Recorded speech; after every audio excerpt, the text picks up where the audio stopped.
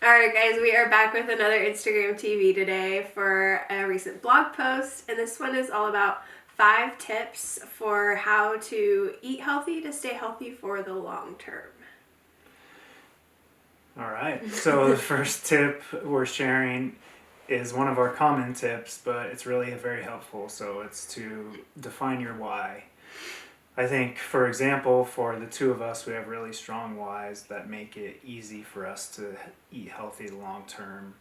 Erica, with multiple sclerosis, eating the way we do really benefits her by suppressing her illness significantly and helps her be healthy and feel good. For me, my dad passed away of a heart attack at the age of 56, so way too young. We lost him, and I want to be around a lot longer than that. So it's easy to make good choices when you have a strong why. So our first tip is to really look at yourself, look at your family, and what really drives you. Why do you want to eat healthy? Yeah, and definitely like pushing past the superficial whys of like, I want to drop 5 pounds or, Yeah. whatever. Like, really dig a little bit deeper. The second tip is to focus on fueling your body. So when you create a relationship with food that is based on providing your body with nutrient dense foods and fueling it so that it can perform at its best for yourself, your family, the people who depend on you, it kind of is like an extension of your why. It just takes it to that like next like deeper level and gives more meaning to what you're doing. So focus on fueling your body is the second tip. And the third tip is to really look at your habits. So this is kind of doing an inventory of your habits, good and bad. Which of those habits support your healthy eating goals and which of those don't? So, like for example, watching TV and snacking a bunch is a habit of mine that I am bad at stopping.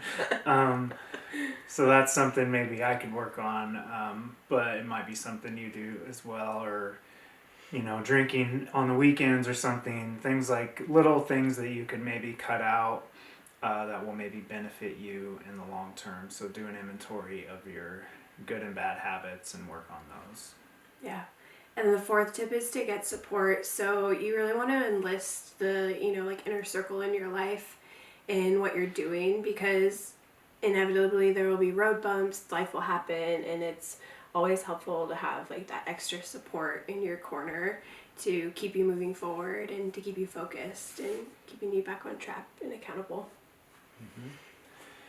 The final tip is really to reassess and adjust. So if you're doing this for the long term, your life is going to change.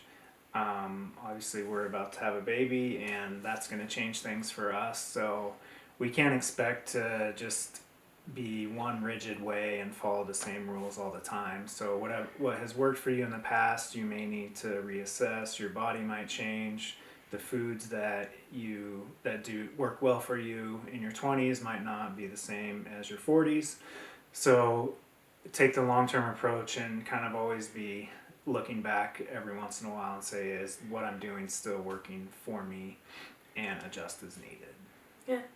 So those are our 5 tips. Check out the whole post for a little more detail on each of the tips, and then definitely let us know where you're at. Let us know if it's helpful, and we look forward to hearing from you.